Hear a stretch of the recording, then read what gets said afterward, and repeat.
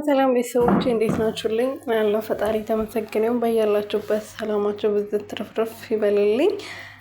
ኑሃሚ ክፍል 29 ተለቋል። ክፍል 29 ላይ እንግዲህ ኑሃሚና ወይዘሮ ዝናሽ አሁን ተግባብቷል ማለት ነው። የተገባቡበት ምክንያት ደግሞ ኑሃሚ ስልክ ስታወራ ከበሩ ጀርባ ሆና ምስጢሯ ስትሰማ ነበርና ለስንት ዓመታት የደበቀችው ከባሏ ውጪ የወለደችው ልጅ ዳጊም የሚባል ልጅ አላትና እሱን ከሰው ጋር ስትጨቃጨቅ ስታወራ ሰምታ እንግዲህ አሁን ኑሃሚ በሱ እያስፈራራቻት ከዛ ቤት የመውጣት ሀሳብ ነበራት። እናንተም እንደሰማችሁት ለአባቷ እባክህ ከዚህ ቤት አውጣኝ፣ እኔ ከዚህ ቤት ውስጥ መቆየት አልፈልግም ብላ ነበረና አሁን ደግሞ በድንገት ተነስታ እኔ ከዚህ ቤት መውጣት አልፈልግም፣ እዚህ ቤት መቆየት እፈልጋለሁ ብላ አባቷን ግራ እያጋባች ትገኛለች።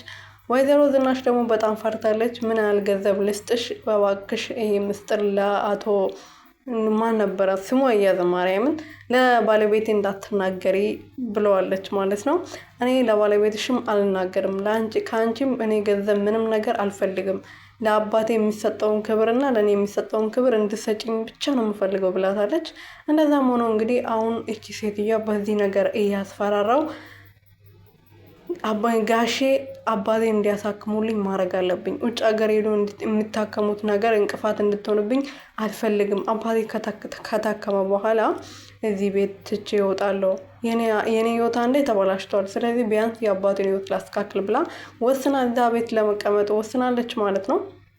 እና ደግሞ አሁን አንድ ላይ ነው ምግብ የሚበሉት እያስመሰሉም ቢሆን ማለት ነው። ኑሃሚ ደግሞ እነሱ ጋር እያስመሰለች ነው እትዬ እያለቻት እንዴት ስትንከባከባት እንደነበረ። በዚህ ነገር ግን ወይዘሮ ዝናሽ ደስተኛ አይደለችም ማለት ነው። ብር ልስጥሽና ከዚህ ቤት ውጪ ስትላት አባቴን አሳክሚልኝ፣ አባቴ ውጭ ሀገር ሄዶ የሚታከመውን አንቺ ባለቤትሽን የምትከለኪው ነገር አውቁሚና አባቴ ይታከምና ከዚህ ቤት ምስጢርሽንም ይዤ ከዚህ ቤት እወጣልሻለሁ፣ ያለበለዚያ ግን አሁን ወይዲ ለባለቤትሽ ከትንትን በፊት ትዳር ካገባሽ በኋላ ማግጠሽ ልጅ እንዳለሽ እናገራለሁ ብላ ስታስፈራራት ነበረ። አቶ ተሰማ እንግዲህ ጓደኛውን ጠርቶት ከስራ ቦታ ሌላ ቦታ ሄዶ ነበር እና በአስቸኳይ እፈልጋለሁ ብሎ ጠርቶት ከዛ በኋላ ኑሃሚ ግራ እያጋባች ነው። አንዴ እንሂድ ትለኛለች፣ አንዴ ደግሞ አንሄድም እዚሁ ቤት መቆየት እፈልጋለሁ ትለኛለች። እኔ በጣም ግራ ተጋብቻለሁ ጓደኛዬ ብሎ ለጓደኛው እያማከረው ነበረ። ኤርሚያስ እና ኤደን እንግዲህ በጣም እየተጣሉ ነበረ። ኤርሚያስ ኑሃሚ መቼ ከናኦሚ ጋር ስተኛ አይተሽ ነው ሄደሽ ለሀምራን እንደዚህ ብለሽ የተናገርሽው? እኔ አልተናገርኩም፣ ምንም ያልኩት ነገር የለም። ደግሞ እንዳልተኛች አንተ በምን እርግጠኛ ነክ? ማታ እሱ ሰክሮ ወደ ቤት ሲገባ እሷ በሽንት ቤት ሄዳለሁ ብላ በማታ ወጥታ እሱ መኝታ ቤት ስትገባ አይቻለሁ። ስለዚህ አድራለች። ይሄና ለምንድን ነው የምታምናት ብላ ስትናገር ነበረ።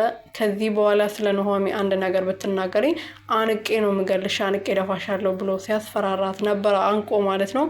ከዛ ብትመታኝም ባትመታኝም ለእኔ ምንም ጥቅም የለሁም፣ ችግር የለብኝም፣ እኔን ግን አስከፍላለሁ ብላ ስዝትበት ነበረ። ምንም የምታስከፍለው ነገር የለም፣ በክፋቷ ልታስከፍል ትችላለች። በተለይ ደግሞ ኑሃሚ አሁን እርጉዝ ስለሆነች ተኝቷል የሚባለው ወሬ ባለፈው ምርመራ አድርጌ የአንተ ልጅ ወደ ውስጥ እንደሌለ ተነግሮኛል ብለው ነበረ ለኤርሚያስ ማለት ነው። አሁን ደግሞ እርጉዝ ነኝ ብላ ብትናገር ኤርሚያስ ላያምናት ይችላል። የናኦሚ ልጅ ሊመስለው ይችላል። ባለፈው ምርመራ ተደርጎ ሆስፒታል ሄጄ የአንተ ልጅ ወደ ውስጥ እንደሌለ ተነግሮኛል ብላ ነግረው ነበር ካስታወሳችሁት ማለት ነው። እና አሁን ደግሞ እንደዚህ ተኝታለች የሚባል ነገር ወሬ እየሰማ ስለነበረ እርጉዝ ነኝ ብላ ብትናገር የናኦሚ ልጅ ነው ብሎ ነው የሚመልሳት ማለት ነው። ይሄን ደግሞ እርግጠኛ ነኝ ታያላችሁ። እና እኔ አላቅም። ለማንኛውም እሱን አብረን የምናይ ይሆናል። ኑሃሚ ደግሞ ነግራው ልጁ የሱ እንደሆነ ነግራው ሌላ ነገር ካላት ከዚህ የበለጠ ነው የምትጎዳው ብዬ አስባለሁ። ለማንኛውም ቤተሰቦች ይህን ቻናል ሰብስክራይብ፣ ሼር፣ ላይክ አድርጉልኝ እባካችሁ። ሰወዳችሁ